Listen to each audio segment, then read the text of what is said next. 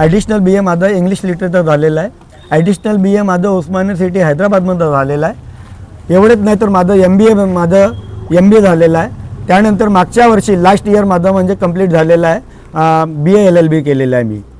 म्हणजे तुमचा अनुभव ह्या क्षेत्रासाठी परिपूर्ण आहे असं म्हणण्यात काही हरकत होणार नाही की लोकांना जे न्याय मिळत नाही आहे किंवा लोकांची जी समस्या पिळवणूक होत आहे शासनाकडून, ज्यांना लोकांच्या समस्या सुटत नाही, तर त्यासाठी म्हणजे तुम्ही एक कॅपेबल कॅन्डिडेट म्हणून उभे झालेले आहेत. तर जनतेच्या याच्यात काय तुम्हाला अनुभव आला? तुम्ही इतक्या दिवसात रॅली वगैरे काढता किंवा जनतेची भेट करत आहात, त्याचा काय अनुभव मिळाला तुम्हाला? हे बहुमत आहे. बहुमतामध्ये हे सार्वजनिक असते, त्यामध्ये प्रत्येकांचे मत वेगवेगळे असतात आणि कोणतेही व्यक्ती मत देताना ते राखीव असते, तर त्यांच्या राईट्स आहेत, त्याला आपण ओपन करू शकत नाही. त्याला किती तुम्ही ब्रेन वॉश करा, पण जे त्याच्या मनात आहे तो ते करेल. म्हणण्याचं तात्पर्य मी त्याला किती ब्रेन वॉश केलं नाही, मला द्या, लोक म्हणतील, दुसरा म्हणेल की मला द्या, पण त्याच्या मनात काय, एक वोट. आणि मला हे म्हणायचं आहे की एक वोटची व्हॅल्यू आता लोकांना कळत नाही.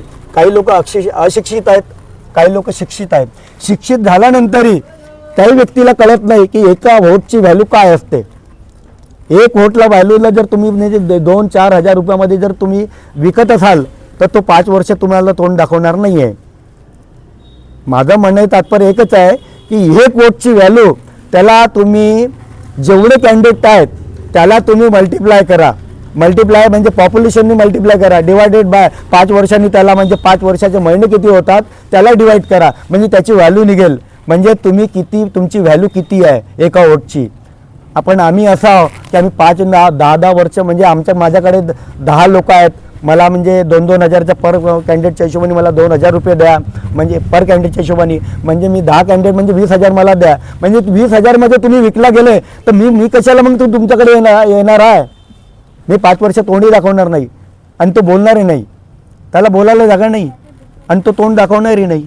मला हेच म्हणायचं आहे की तुम्हाला तोंड दाखवणारा पाहिजे की तोंड लपवणारा पाहिजे.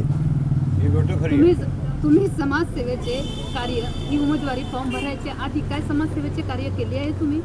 हां, मी समाजकार्य करतो. म्हणजे माझ्या कोर्टाचे कामं आहेत, काही लोकांच्या समस्या असतात, जसं सिटी सर्वे आहे, कॉर्पोरेशन आहे, NIT आहे, ते कामं मी छोटे मोठे करतच असतो.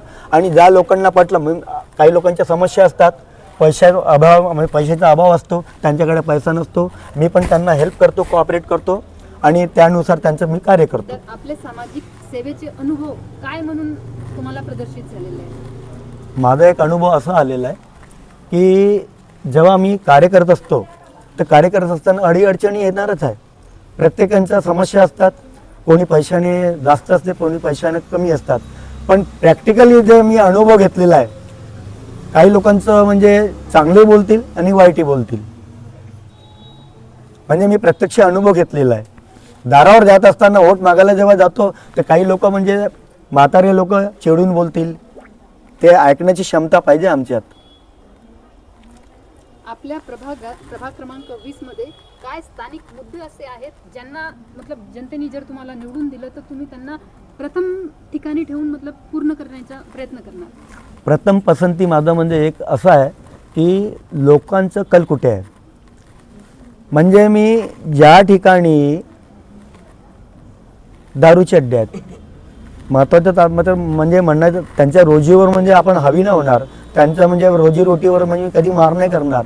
पण शासनाअंतर्गत म्हणजे राबवण्यात येणारे जे काही गोष्टी आहेत त्याच्यावर मी प्रतिबंध घालेल. म्हणजे दारूची दुकान आहे त्याला हटवायचं आधी. म्हणजे इथली बेकारी म्हणजे कुठं आहे, म्हणजे बाई कामाला जाते आणि मनुष्य तिथं दिवसभर तिथं येऊन बसतो आणि दारूच्या नशेमध्ये तो आपला म्हणजे डोलक्या मारून तो आपला दिवस काढतो. घरचे लोक म्हणजे लहान मुलं बाळं उपाशी मरतात, खायला अन्न राहत नाही. म्हणजे महत्त्वाचा मुद्दा म्हणजे तो घर कसं सुशिक्षित होईल, त्यांचं म्हणजे परिवार जो आहे तो कसा म्हणजे सुशिक्षित होईल किंवा विकसित कसं होईल, त्याला डेव्हलप करण्याचा माझा म्हणजे महत्त्वाचा मुद्दा आहे. माझा महानगरपालिकेच्या खूप शाळा ज्या आहेत महानगरपालिकेच्या त्या बंद पडलेल्या आहेत. काय तुम्हाला वाटते की हा तुमच्या वार्डात प्रभागमधल्या मुलांना काय शिक्षण तो मिळत आहे की बंद आहेत? सध्या तो बंद आहे, शाळा बंद आहे. आणि शाळा बंद म्हणजे त्या शासनाने दखल घ्यायला पाहिजे त्याची, की शाळा सुरू करायला पाहिजे.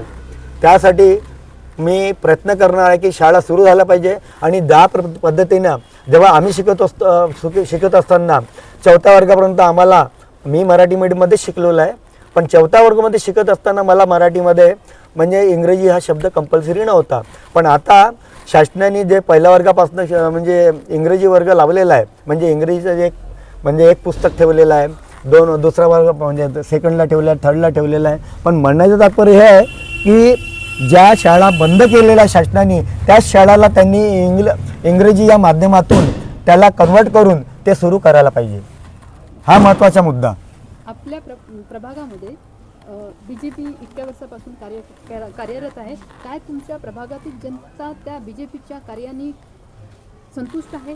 नाही, संतुष्ट नाही. कारण त्याचं म्हणणं त्यामध्ये असं आहे की निवडून आल्यानंतर प्रत्येक व्यक्ती लोकांच्या समोरासमोरून म्हणजे कधी न येता तो आपला स्वार्थ साधवण्याचं कार्य करतो. BJPने एक उपाययोजना आणली. तुमच्या क्षेत्रातला जसा माहोल आहे ते बघून असं वाटत आहे की BJPचा एक प्रोटोकॉल आहे की 500 स्क्वेअर फीटची जी जागा आहे, ज्यांचं घर आहे 500 स्क्वेअर फीटमध्ये, त्यांच्या घर टॅक्स मोफत करायचं आहे. त्यांना घर टॅक्स लागणारच नाही. काय तुमच्या क्षेत्रात ही योजना राबवली जाते? काही प्रमाणात ऐकण्यात येते, पण ते राबवण्यात येत नाही. केंद्राकडनं आलेल्या योजना आणि राज्य शासनाकडनं आलेल्या ज्या योजना आहेत, म्हणजे नागपूर महानगरपालिकापर्यंत पोहोचतात. पण नागपूर महानगरपालिकेच्या अंतर्गत म्हणजे येणाऱ्या जेवढ्या योजना आहेत ते फक्त वरिष्ठ लोक जे असतात त्यांच्यापर्यंत पोहोचतात आणि तिथली मलाई तेच साफ करतात. बिलकुल जे वस्तू त्यांना गणेश भाऊ